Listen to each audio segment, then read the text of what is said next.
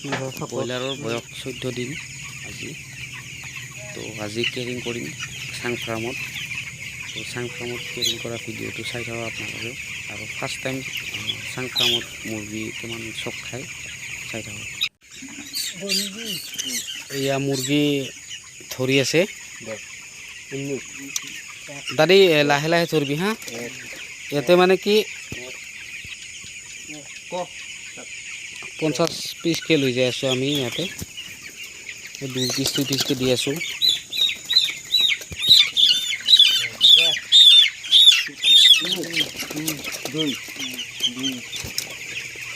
মানে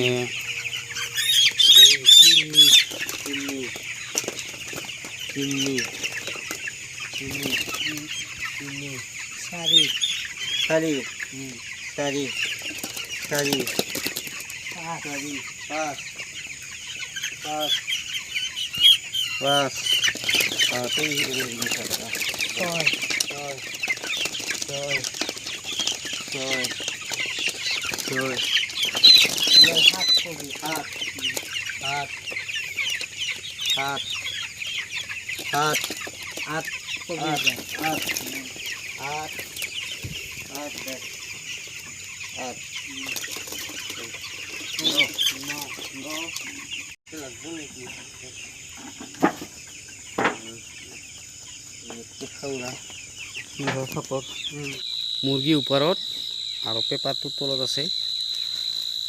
পেপাৰটো ডেইলি চাফা কৰিব লাগিব।